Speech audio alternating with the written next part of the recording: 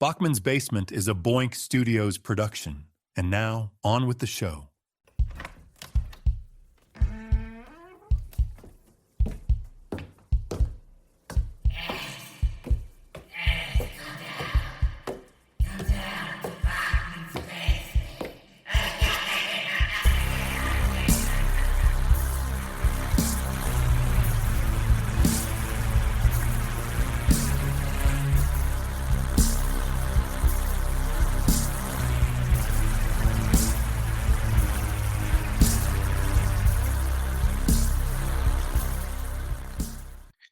Welcome back to Bachman's Basement, the place where we crack open the dusty crates of Stephen King's mind, or the mind behind his mind.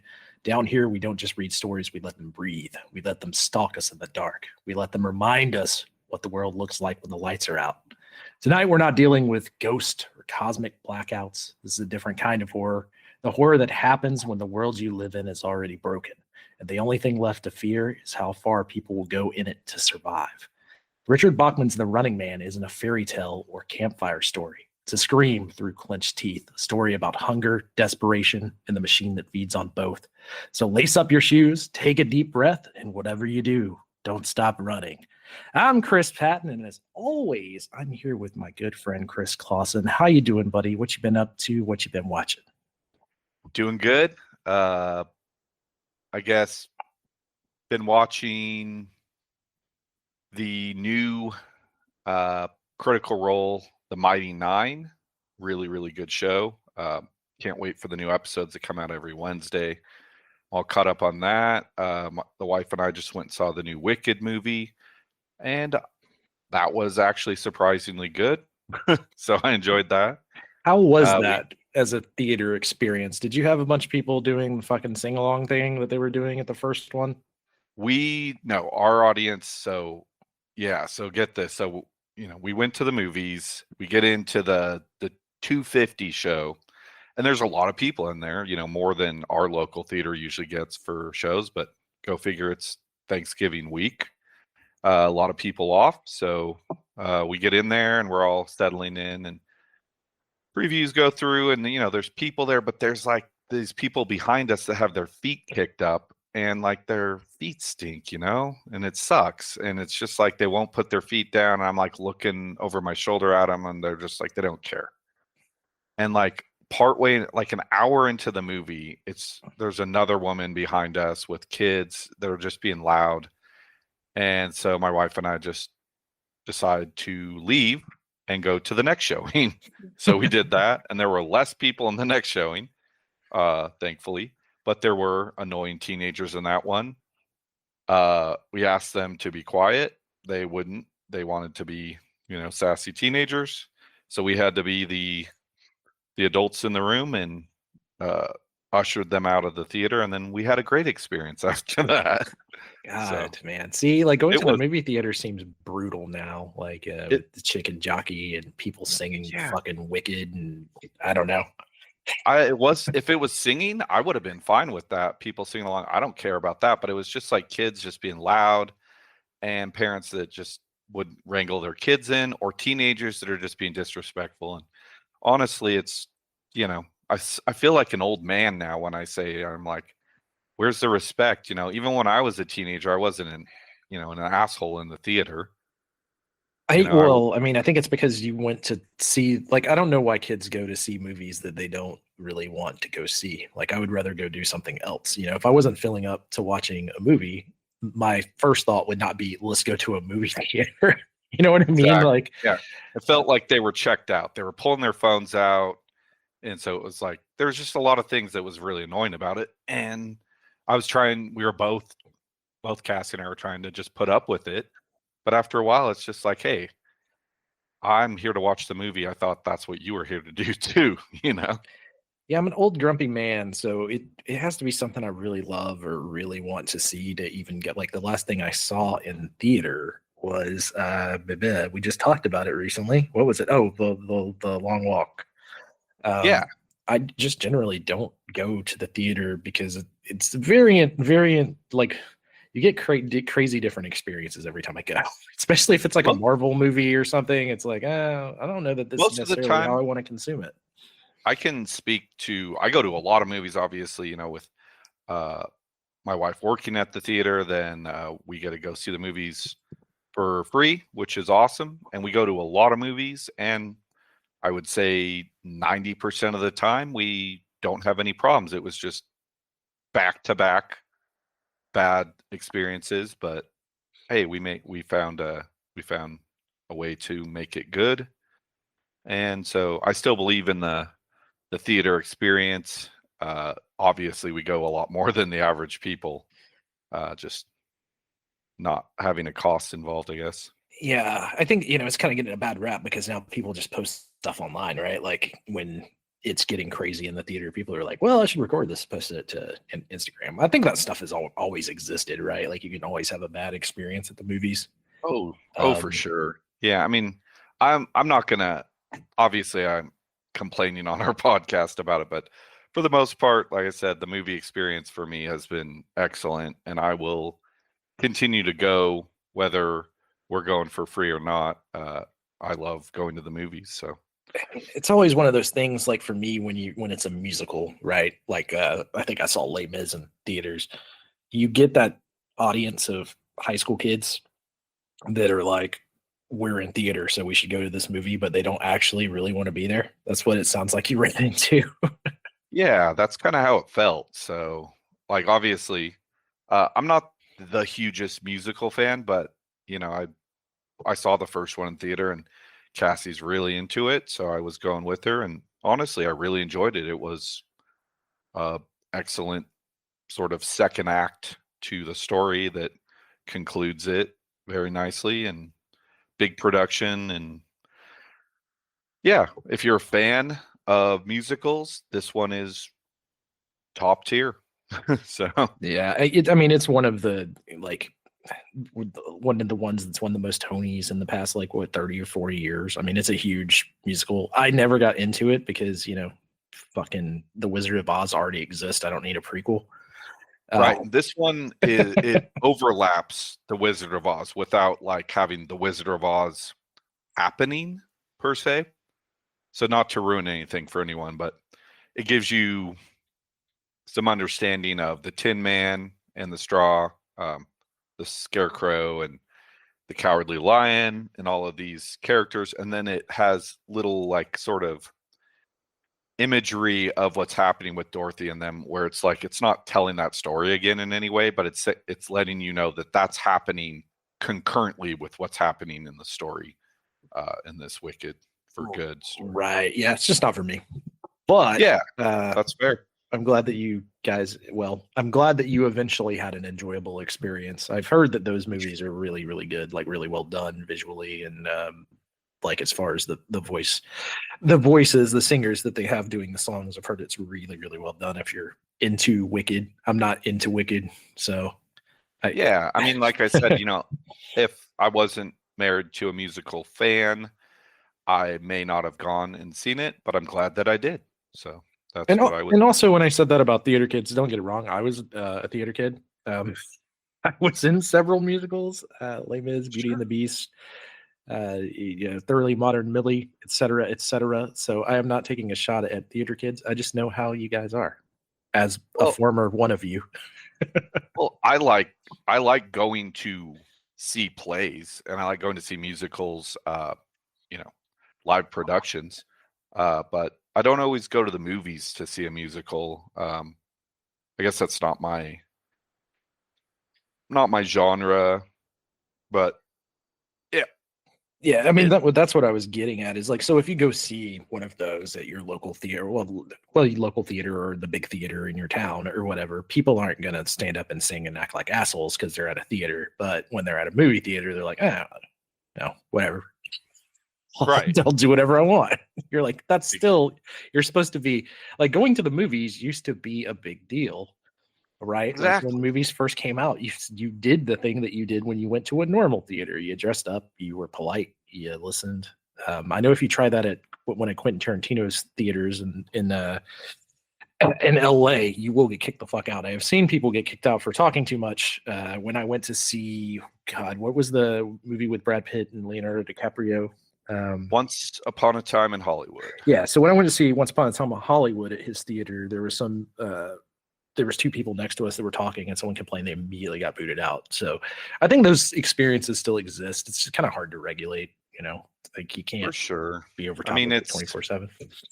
you can't control other people, and it's not like we were immediately complaining. We were like, hey, just sort of like let it go for a while, then hey, it became annoying.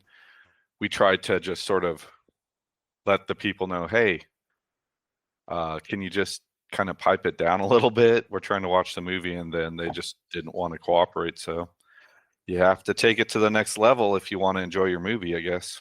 I think that's why I've loved these re-releases that they've been doing in theaters for limited dates. Like going to see those is a completely different experience because you're just getting, most of the time, you're like, I would say like 80% of the theater is just true fans of that movie. Right. So Yeah. like when I went to see Battle Royale, like no one was talking. They were all just excited to be seeing that movie. Yeah. So it's kind of like a different experience. I'm glad that they're doing that because I think that's what will bring people back to the theater, is doing unique experiences, right? Like making it more of a deal than it is to go see a movie, because we're able to consume, most of these movies, they come out, they're on streaming like, 3-4 weeks later now. Right. It's a different era for sure, with cinema. And I mean, for better or worse, at least there's a lot of entertainment coming out, I guess.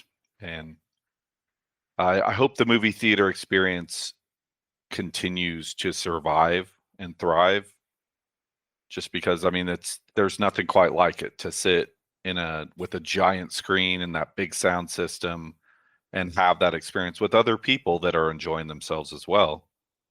That I hope that doesn't go away.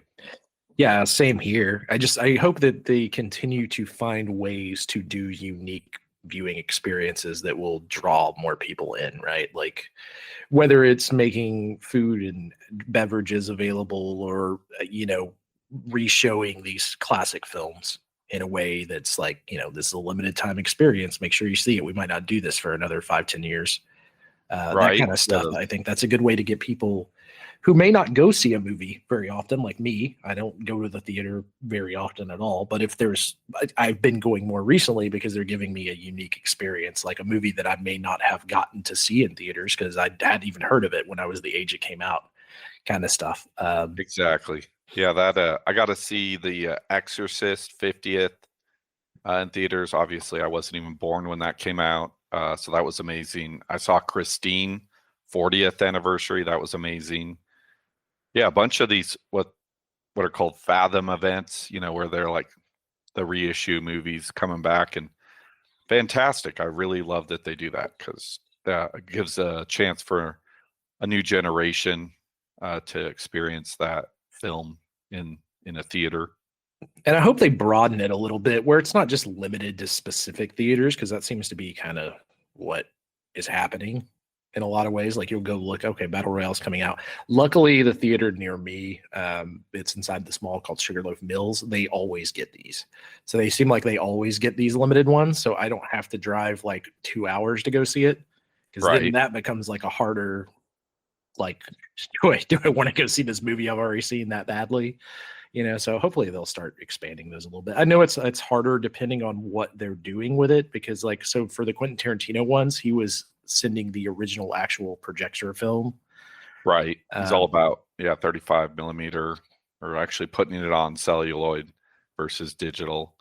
So that becomes a little harder, right? Like I get that can't be in every theater. You're going to have only a certain amount of prints of these left in existence. So that becomes a bit harder, but I think that's the unique experience that will get a casual, a fan that used to love the movies back into a theater, right? Like, because I feel like once you go once, you're like, oh, that was kind of fun, and then it makes you want to go again. I suppose experience. It's a pastime of a lot of people, and I hope it continues to be. That's all. Yeah, I agree. Sorry, we went way off. Way off the ranch here. Things I've been watching. So this is a fun one. I don't know if you've ever seen it. Have you ever seen Hollywood Chainsaw Hookers? I have not. I haven't even heard of it. Okay. It is a 1988 B film, and I'm going to describe the plot for you here. It's a black comedy horror flick directed by Fred Olin Ray. And the plot is Private Detective Jack Chandler is trying to track down a teenager named Samantha. She's a runaway.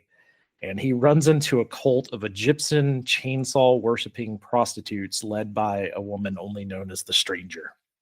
Wow. That's crazy. That's awesome, though. The tagline of the movie is "They charred an arm and a leg."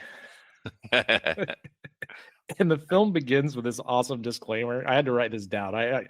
If you listen to the Patton report before this, you've already heard this, so apologies. But the chainsaws used in the motion picture are real and they're dangerous. They are handled here by seasoned professionals. The makers of the motion picture advise strongly against anyone attempting to perform these stunts at home, especially if you are naked and about to engage in strenuous sex. Which I thought was incredible. And it's exactly what you think it is. I mean, it's like a chainsaw slasher flick, like a B slasher flick. Awesome. So would you just discover that? You know, I the last few weeks, the only thing I've had to talk about on this show is Law and Order. So I thought I should step up my game, dig through some B horror, find something interesting to talk about. That is one of the ones I was talking about. I think it was on Joe Bob Briggs recently, and I came across it on Facebook and was like, I should watch that. I've never seen it. I like B horror. There was one, and I'm gonna draw a blank on the name now, but it was a good one where it's like the people are stopping by this they're on road trips and they're stopping by to get some gas, get some food, and then they're getting kidnapped and they're getting buried up to their neck behind this, out in the woods behind this place.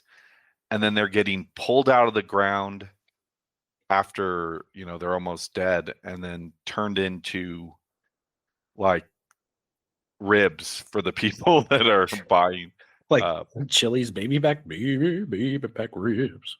Yeah, it's my dad showed it to me years ago, and it's an awesome B horror movie. I wish I could remember the name of it, but I'll think of it, for another time. We'll come back. Or listeners out there, hit me at Christopher.r.patton on Instagram and let me know what this movie is. If I remember the tagline in the movie was "Meat's meat, man's gotta eat." Do you ever see that weird Randy Quaid movie called Parents? It sounds familiar, but not off the top of my head. No. It's a very creepy, interesting horror flick. Definitely check it out if you haven't seen it. Anyone out there listening, check it out as well. But it's kind of a cannibalism type horror flick, but it stars Randy Quaid in a serious horror role, which is in itself, just saying that's kind of wild, right? Right. He's more of the comedy guy. But yeah, it's an interesting flick. And outside of that, Law and Order. Been watching. I'm up season 4 of Law and Order. I will say Detective Briscoe is here now, and Detective Briscoe is so good and so funny. He's talking about this guy who is this is a funny one that I remember because I was like, I need to actually start talking about what's happening on the show, or it's not going to make any sense. So I'm watching this episode, and basically what happens is the dad, he's a Tony winning director and creator of musicals, and his daughter gets kidnapped. It turns out that he was molesting his daughter, and his wife had taken her to some kind of underground shelter that's like, so basically the mom kidnapped her. It's a big ordeal. They finally figure this out. They're going through the court proceedings. But anyways, Briscoe has this great line in the episode where he's like, the man's won more Tonys. The man's got more Tonys than South Italy. Classic. So, Briscoe's a classic. He has the best one-liners. I love Ice-T. Ice-T also has some good one-liners in Law and Order SVU, but I think Briscoe is top-tier Law and Order one-liners. And as far as things I've been playing, Kirby Dream Land, just beat it. Recorded gameplay of me and King DD's fight. Amazing game. And then I played a little bit of, I attempted to play a little bit of Red Dead Redemption, but Xbox Live is killing our game chats. So I did not play that much of it last night, but still continuing down the path of Arthur Morgan, sure. But yeah, it's still a wonderful game. I'm not going to spend too much time talking about it because I gushed over it on the last show we did. For sure. Yeah, I guess I neglected to say I'm also replaying through Grand Theft Auto 5 in anticipation of Grand Theft Auto 6. Eventually that will come. Yeah, we're all waiting. And yeah, you hit a glitch. We had to pull you from the depths of a glitch last night in Grand Theft Auto 5. The FIB underwater steal the nerve.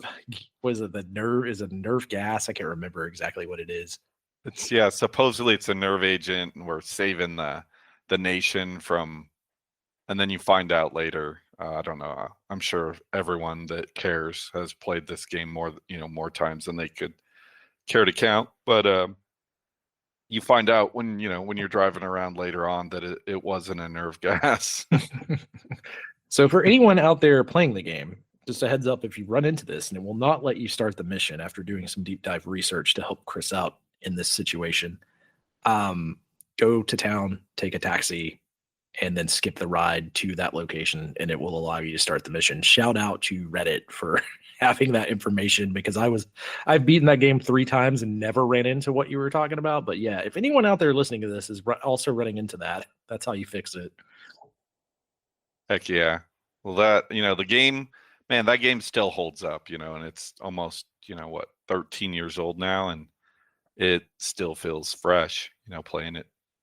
I mean, I find myself going back to Rockstar games more than any other game because I feel like they're, I don't want to say timeless because there's things that don't necessarily age well, but they're just great games.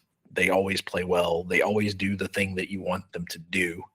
There's a lot of care put into, the crafting of the game, from the story and the gameplay and just everything about it. There's a lot of details that just make it a joy, to play their games. And just remember that when they delay it until the summer of 2026, I'm sure.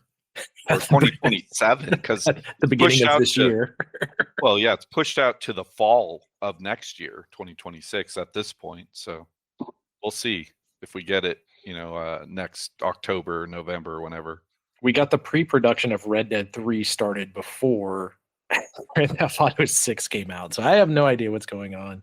A lot of it's just going to be transitioning that online community, right, from Grand Theft Auto 5 to Grand Theft Auto 6, I think is the big worry, because they still make so much revenue off Grand Theft Auto 5 and the online stuff, which I never got into, but I know a lot of people love it and a lot of people play it. I see the advertisements all the time for, the constant expansions and the add-ons to the online stuff. And yeah, I'm in the same boat as you. I don't play GTA Online, but I see that keeps the game relevant and alive. Not that the story mode, wouldn't sell the game on its own, but for sure. Yeah, it's weird with gaming now, right? Look, it's kind of hard. You don't see too many games that are just like, hey, here's a story, right? Play through this, give us $60.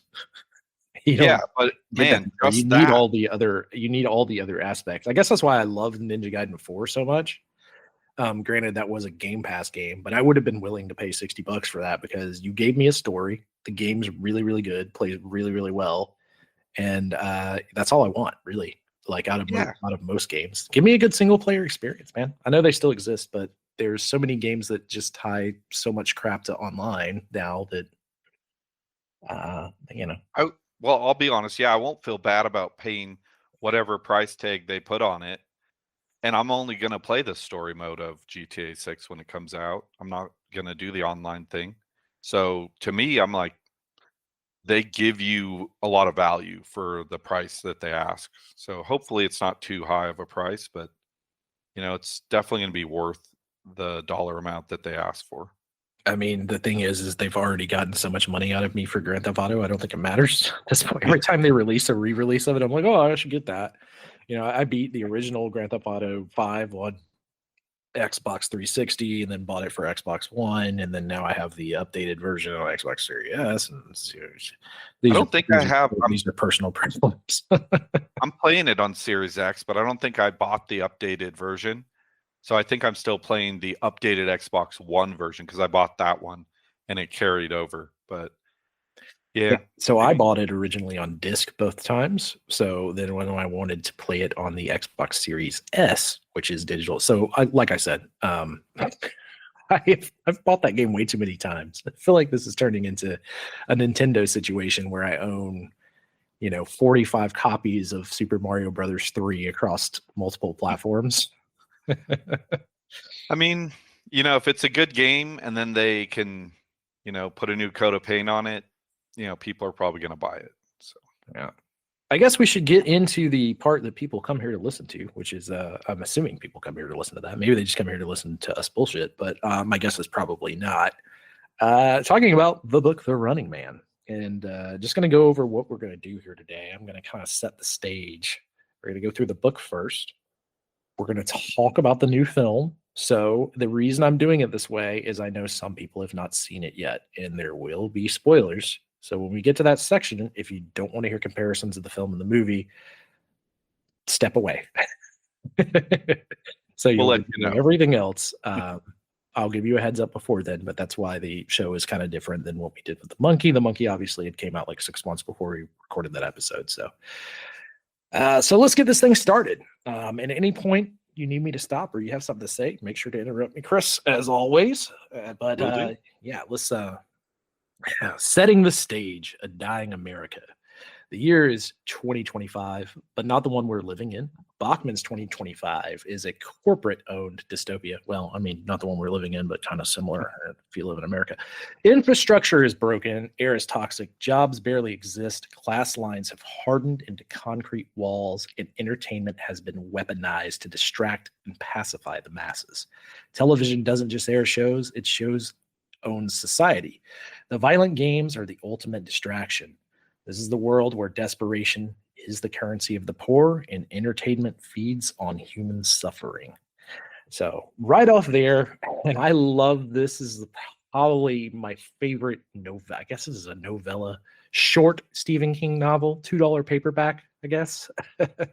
Right. It's my absolute favorite. And I think the biggest thing about this is the dystopian society that they set this book in is so great.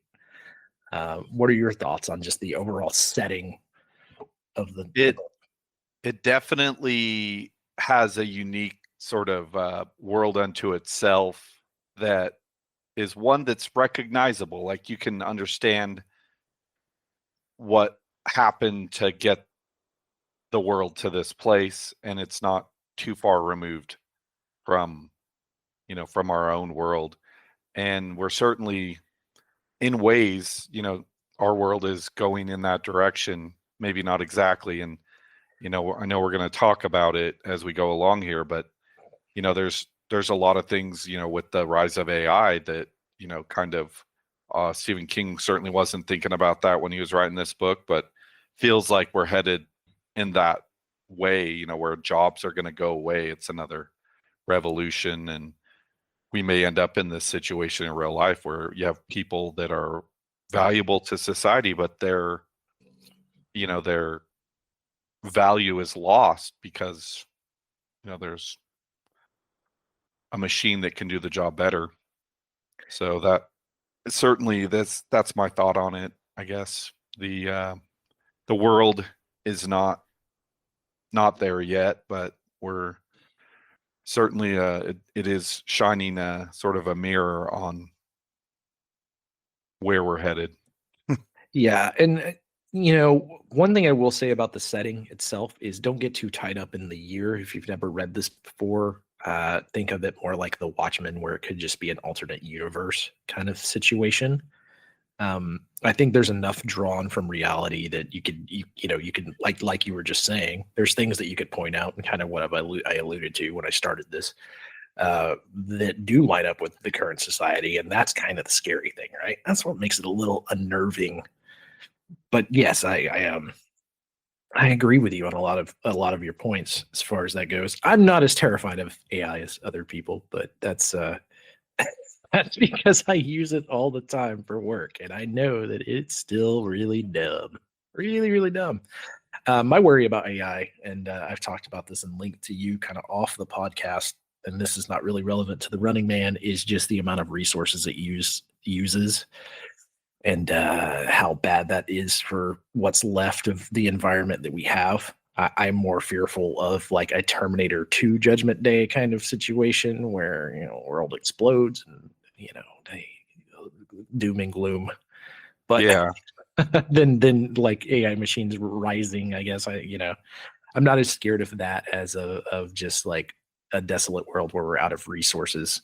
It's more like the Fallout universe kind of thing that I'm worried about, other than like a Terminator 2 or or the Running Man, as far as like a dystopian universe. But everyone has their own theories on that. I will say, look into power consumption of these AI server banks. For sure. It'll scare the shit out of you. Yeah. That being said, let's talk about our main character here, Ben Richards. Big Dick Ben Richards, a man built from pressure. Ben Richards is no Schwarzenegger action hero in this film. I do want to say that his character here, and nothing like the 1987 film. We'll talk about that a little bit more, but I just do want to, if you've never read this book, giving you character description, he is a thin because he's underfed. He's bitter. He's angry. He's 28 years old, but he looks like 40 because he's poverty. He's, been living in poverty his entire life. He has carved lines into his face. He's been unemployed for years, labeled as unmarketable. His wife has resorted to prostitution to buy medicine for his daughter, who's dying of an illness brought on by polluted air, which we don't know at the beginning of this book, but heads up, that's coming down the line. Richards isn't running to get rich or famous. He's joining the Running Man, the game itself. He's running because he's out of choices. Everything about the character is kind of constructed around the idea of a concerned man trying to provide more for his family and knowing this is kind of his only way out, because that's what the system has driven these poor people to do. Bachman's precision is brutal, miserable. People do desperate things because the system leaves them no other path. Yeah. That is the world that's painted right away, in the novel, and it becomes very clear, when you're reading it, that it's a hopeless world if you're the lower class or even the middle class. There's really no middle class anymore. It's just the elites and everyone else. Yeah, and it's some of the way that they talk about the elite versus the poverty in this book is very scary and depressing. This is not a fun read. I will say this is not a very fun read for sure. Yeah, I mean there are elements of the story that are fun to read, but yeah, when you put yourself in the story, it's depressing for sure. Yeah, and I think that anyone can relate to the Ben Richards character of, maybe you could have been really great at something and the resources weren't available to you, etc. Like depending on where you're from, what walk of life you're from. And we kind of learn this about Ben Richards throughout the story and some of the incredible things that he does and how smart he actually is, even though he comes off at times racist and undereducated, but the IQ is there. It's more about the situations that he grew up in that kind of made him the way he comes off as. You know what I mean? For sure. That, and earlier on, before he even becomes the Running Man, when he's still in the intake portion of, in this beginning part of it, you see a lot of him using racism sort of as a means to make them think that he's less than he is. And so I think that they underestimate him, although they know he's intelligent. That's my thought on it, where he's being sexist and being racist in that beginning part. And that's not who he is, I don't think. At least that's not my interpretation. I think he's using that to sort of feed them, A character. Yeah, exactly. Right. Like, so he's trying to create it. So I kind of like that ideology of it as well, is that he's actually kind of creating a character so that he will get casted to this show. So yeah, I guess let's talk about the big baddies here, which is the network itself. Killian is the head or the president of the network, which we'll get into him a bit later. But the network as a whole is actually the main protagonist or the main antagonist of the story. And the running man, the network, is practically, a character itself. It delivers propaganda under the guise of TV shows and games.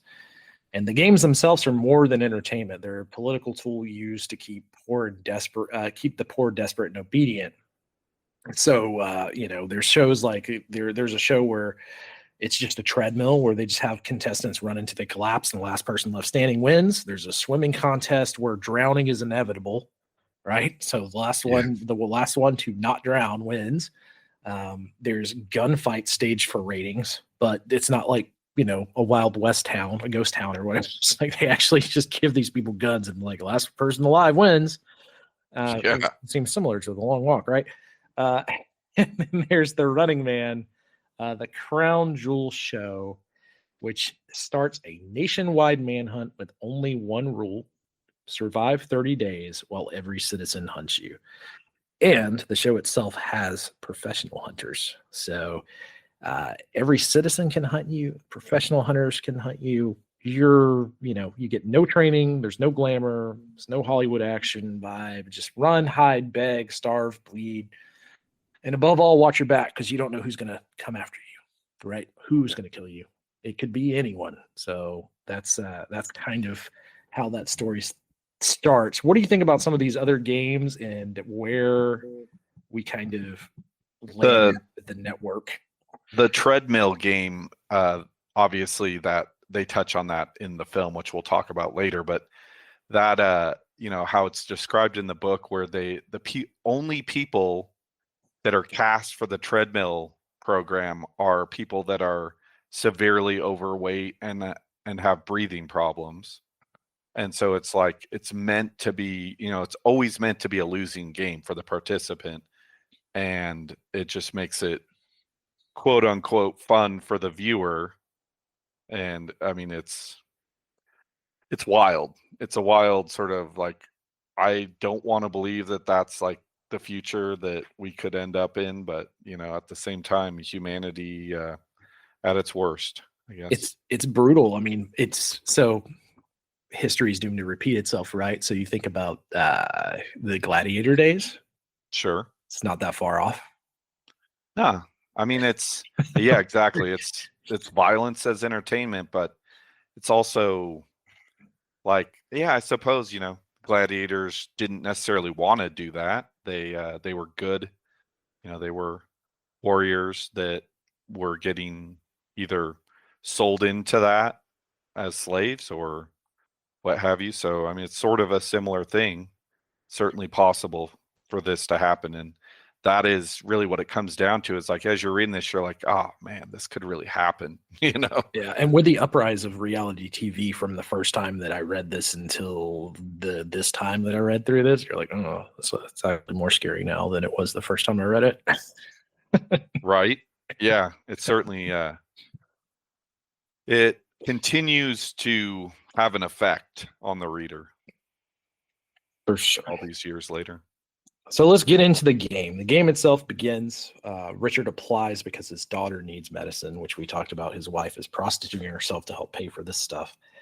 The process itself is very humiliating, bureaucratic, and dehumanizing. He's chosen not because he's a fit, but because he's angry. And Killian, the president of the network, or the producer, I guess, of these network shows, or of the Running Man. I don't know. There could be multiple producers. I don't remember if they exactly explain like what his position in the network is, but he's our bad guy, right? So I think Killian is the producer, like the main producer of the network that runs all the shows. But obviously, like you were saying, the crown jewel show is the Running Man. It's the one that drives all the ratings. So Killian channels his inner Vince McMahon here, and he's like, he's a villain. The audiences will root against him. And Richards is given a 12-hour head start, small amount of money, and a camera for a mandatory daily video submissions. I think he has to make 2 submissions a day to prove that he's alive. Correct. And he's not given any weapons. He has no allies, no identity, and the entire population. So everyone around him at any point in time, if they know who he is, they can kill him. And they're encouraged to. There's cash. He has a bounty. Like every citizen in the nation is encouraged to, because they'll get money, and they're all desperate too. So yeah, and in my notes, I actually wrote violence is crowdsourced. Which it made me giggle as I was writing it. And the viewers are collaborators. Right. And yes, I mean, it's like you think to yourself, like, would I turn somebody in who was participating in a show like this if this were reality? Well, as we will learn as we go along, the picture they paint of this character for the purpose of this show and this story is not who the real guy is. It's like they make him out to be a worse version of of who he is. And it's funny enough, that is one of the things that holds over throughout the book, the 1987 film and the 2025 film, is that they definitely change what's being submitted, and how that person should be perceived. But yeah, we'll get into that. So we start with the chase. The pacing itself is relentless throughout this book. I mean, as it should be, right? Richards immediately disguises himself and he starts hiding in poor communities, and he narrowly escapes capture multiple times. Surveillance is, all over the place. Not in the same extent as the 2025 movie, which we'll get into, but we do have facial recognition. There is talk of databases. There are public tip phone lines, which I think they could have probably did something a little different there, but 1980s versus now. But things like, facial recognition and stuff, that's kind of cool. He moves through the ghettos where children burn trash for warmth. Fences are electrified and buildings are collapsing all around him. Police enforce class lines with violence. So if you're poor, you cannot cross into this section of the city or you will get the absolute crap beat out of you. Richard Bachman, Stephen King pounds his point home with a hammer. The system is designed to crush the poor, keep them in this network show to entertain the rich. I noticed that the cops in the story, as you're reading along, the cops have the common phrase for all the low class people is maggot. They just say, "Get back, maggot." Yeah. Which is so terrible. No respect for humanity, for sure. And despite all the danger, Richard does find some allies. He finds people that are seeking the truth about the network. One of them is Bradley and his family. They shelter him, they feed him, and they reveal the truth about pollution and government lies. And this is where you start getting Richard, the gears start turning in him realizing that his daughter is poisoned by what a lot of people are going to be poisoned by, which is this toxic, polluted air. And that's why his daughter's sick to begin with, is because of this. And this will come into play later on. But yeah, so Richard, he kind of, throughout this, he learns that people aren't inherently evil and that the system is forcing them to act like this against each other. So, keep the poor fighting to some extent. But betrayal's kind of always right around the corner. And as he's realizing and making all this realization, the hunters, they kind of swarm in and they nearly kill him with gas. From this point forward, the novel becomes like very fast paced, and it's very much just Richard trying to survive with the injuries that he has. He's injured, he's starving, he's dehydrated, he's mentally strained. You can see he's slowly breaking down, and you can feel it as you're reading it. Like to me, I can like feel that in my chest, like what that would be like, and that's what anxiety and what you would want out of a book. If you can relate to the character like that, you're like, holy crap, what if that was me? Right? Hey. Yeah, that this I mean, that's the power of storytelling, and Stephen King really knows how to put you, the reader, in the in the front seat of the story. And that kind of leads us to the end of the book. And if you haven't read the book and you don't want to hear the ending, I would recommend stepping away. We're also about to go through the major differences of the film. So once again, now would be the time to walk away. And then check back out at the end so you can hear us talk about other stuff, I guess.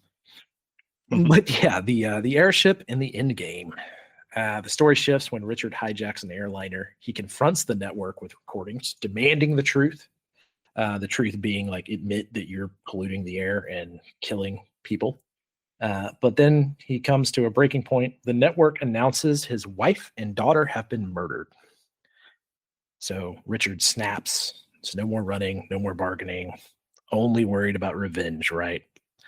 And so he pilots this plane, which he's basically just given this is the thing I think a lot of people will have a problem with in this book, is like him just immediately learning how to fly a plane just based off this 2 paragraphs of dialogue of a guy telling him how to do it. Anyways, he pilots this jet into a skyscraper housing the game's network. The building explodes. Killian, the hunters, the producers, all dead. Richard dies in the crash, burning alive with the final line, and he is still running, which is great. It's one of Stephen King's best ending lines. It's up there with the jaunt as far as an ending line goes. Really great. So there's no victory, no survival, only destruction. It's bleak, but it's wonderful. It's so great. It's something like, I know that there's an opening in in these Bachman books where Stephen King talks about the importance of being Bachman, is sort of a study on like why he came up with a pseudonym, and it allowed him to sort of say things in a way that, his alter ego, i.e. his real persona, Stephen King, really couldn't say, and like that, let out some of that deeper seated anger and distrust, for the government or for, just for society as a whole, some of his frustrations. And to do that, he felt safe to do that under the guise of Bachman, which I think is really cool. And I do kind of feel bad that was ruined, because it would have been really cool if there was still Richard Bachman writing, secretly Stephen King writing as Richard Bachman. Yeah, and we need to do that story at some point where we talk about the bookstore employee who is the one that put the dots together and kind of exposed this. Right. But for all of the reasons that you just said for Stephen King, there was also just a limitation on how much of his work could be published at one time. Right. I don't know if there was legalities around that or what. So he almost did the Prince thing, right? Like where you're locked into a contract, you can only do this certain amount of releases, and then he created the pseudonym. So there's some other things that we need to deep dive in. I started collecting those notes for this show, but I was like, that could almost be a whole show in itself. For sure. Well, I think when we eventually get to doing the novel, The Dark Half, that we could kind of go half and half, talk about how the Bachman name was found out in real life, but the novel, The Dark Half, was a reaction to the fallout of Bachman in real life being found out to be Stephen King. And then he came up with that novel that was written in the late 80s that fictionalizes, a writer who has a pseudonym that takes on a life of his own. Yeah, and you guys stick around for that, because that one is not far out. We're doing that somewhere in the very near future. And I guess we'll do the Stephen King Bachman breakdown, contract situations, and the story of the bookstore worker that put the dots together. And that takes us to this. And once again, I'm going to let everyone know we're about to talk about the differences between the film. So if you want to step away for this, we appreciate you guys for listening, and tune in for the next episode if you don't come back. But so anyone out there that has seen the film and the book, now's the time. We're getting into the nitty gritty here, Chris. And, yes. Let me start out with, how did you like the movie?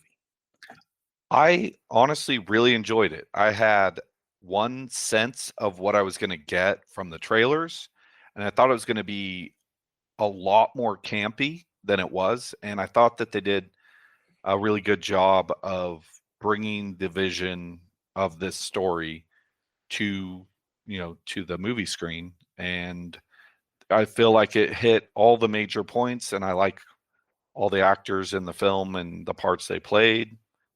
And it's a fast-paced action story, which really, maybe that's not exactly what the novel was trying to accomplish, but that works really well for cinema. Yeah. It's somewhere in between the 1987 film and the book. It kind of lands, it's kind of straddling a line between both, because when you tag a movie with The Running Man, there's people there that want the Arnold Schwarzenegger 1988, 87, 88 film, right? They want that because they love that. And then Sure. there's people that love the book. So you're kind of like walking a tightrope on this one. And I think that they did a decent job. I don't, we've gotten some great Stephen King stuff lately, like The Monkey and The Long Walk. I don't know that this is up there with them for me, but I didn't hate it. I would just say kind of like, if I'm being honest. I think that, for the purpose of the Ben Richards character, and the thing that you kind of drove home earlier when we were talking about this story is that Ben Richards is a desperate man. He's unemployed. He's starving to death. His wife, in the book, is resorting to prostitution. Obviously, they don't do that in the movie. And you have Glenn Powell, who's a very good-looking man who's very physically fit, and that works just fine, as a action hero sort of thing. But the basic premise of the story is still there. So, he's still desperate. He doesn't have money, and his daughter is sick, and, he's got to find a way to, provide for his family. So that part of the story remains intact, and a lot of the beats of the story are still there, which I really enjoyed Michael Cera's character in the movie. I think that might have been my favorite part. I will say the tone's closer to the book than the 1987 the Arnold film. But Richard's backstory is definitely softened, like you were just talking about. Wife's not a prostitute. His daughter's illness is less graphic. He's more empathetic as a character. He's not like this desperate, kind of almost crazed individual. And the game structure is modernized in a way that I think makes sense, right? Like if this stuff was available, King probably would have wrote something more similar, but wrote this before we had live streams and drones and AI and all that stuff. So that made sense to put in the movie. You're setting it in 2025. It's 2025. Killian becomes like charismatic as a villain, as opposed to being just like this quiet behind the scenes person. Which I don't know that I necessarily like as much. That is more of the 1987 thing. I enjoyed that. The way that Josh Brolin brought that villain to life, where he's, it's all for the ratings, Ben. You're doing great. And just sort of egging him on, and letting him know when the camera's not on him that we don't believe any of this, but this is what gets the ratings, sort of thing. So it's still like, obviously it pisses the character of Ben Richards off, and that's, remains intact. And he's very angry throughout the story, which obviously you would be if you were in that situation. And so I thought that was fun to watch, the Glenn Powell play that sort of like almost unhinged sort of character. Yeah, I think this is one of the things where when the book is one of your favorites, it becomes a little harder to like that, right? I guess. Yeah, I get it. They didn't hit the mark in the sense of like, as a whole, it's no Long Walk. Let's put it that way. But it's still a very enjoyable action movie that I think personally, at least for me, is better than the Schwarzenegger film.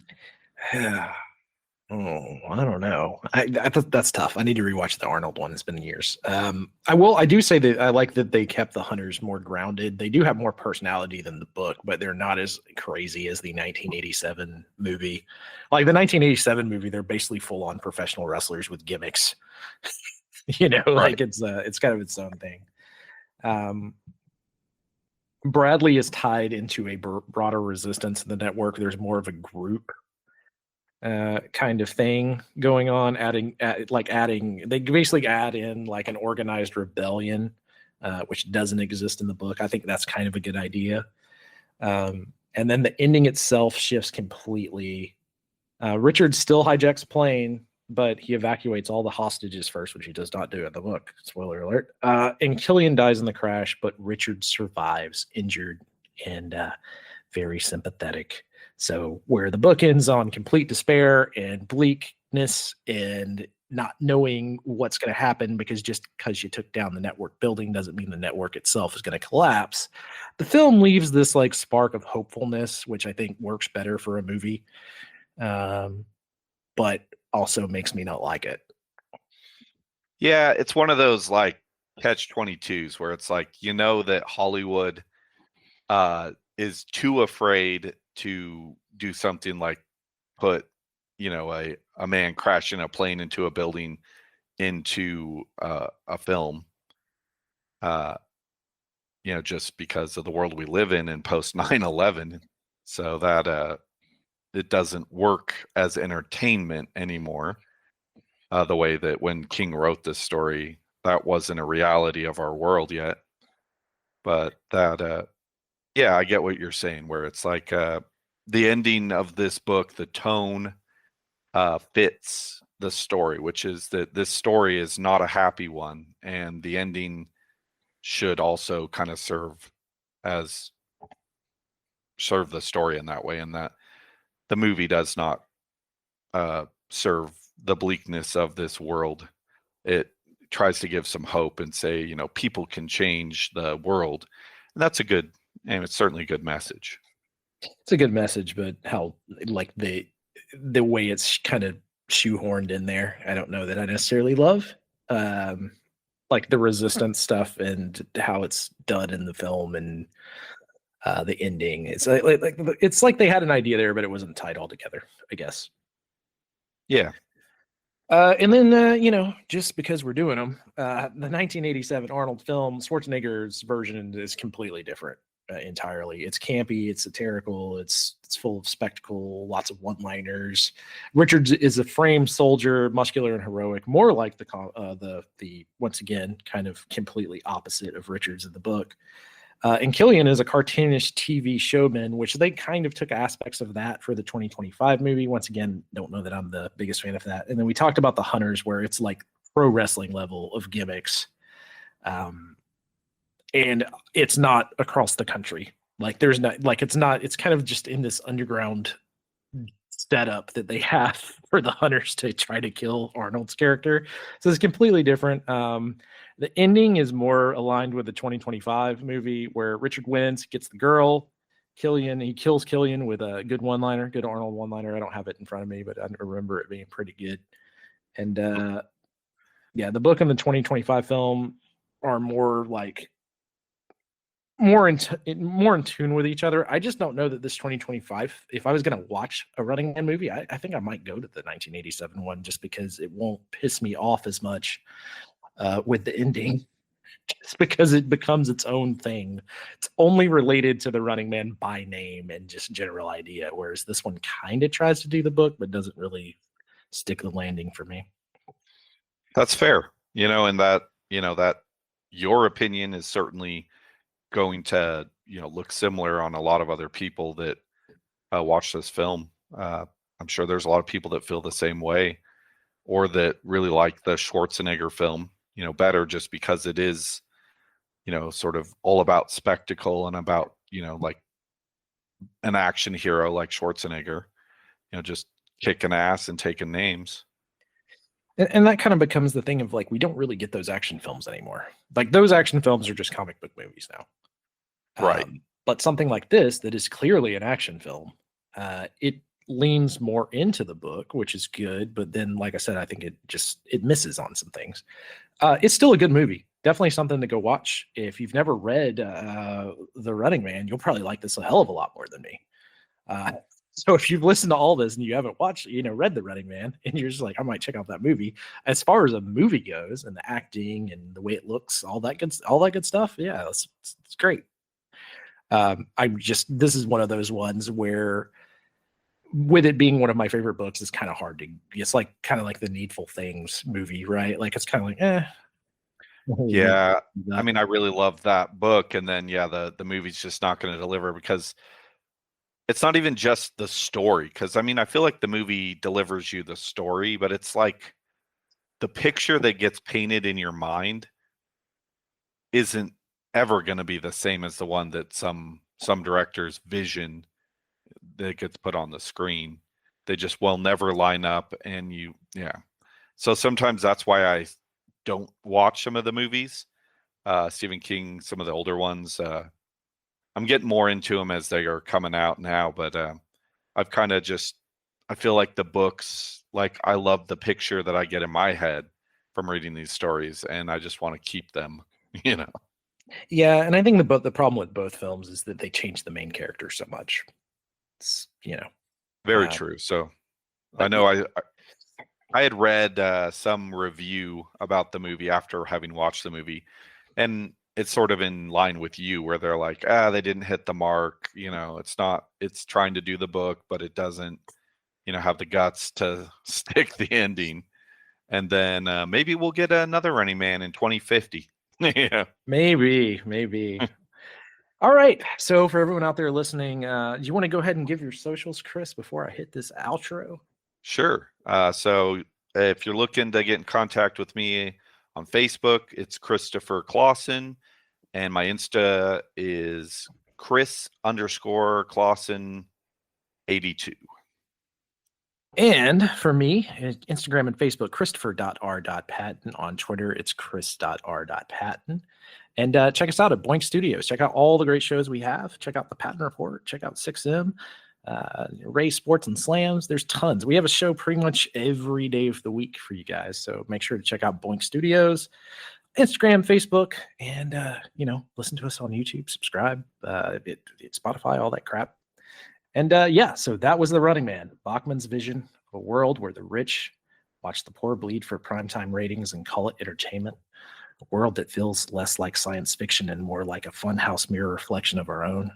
Down here in the basement, we've heard ghost stories, killers, cursed machines, and infinite voids. But this one hits differently because this nightmare isn't supernatural. There's no portal, no monsters, no ancient evil, just people, just systems, just hunger, just injustice sharpened into a weapon and pointed back at the very people trapped under it. Bachman knew something that still rings true. If you squeeze people long enough and they don't break, they run. And sometimes they run straight through the front door of the machine that tried to grind them down. So until next time, keep your head low, your eyes open, and your feet moving. This is Bachman's Basement, signing off from the smog, choked streets, somewhere on the run.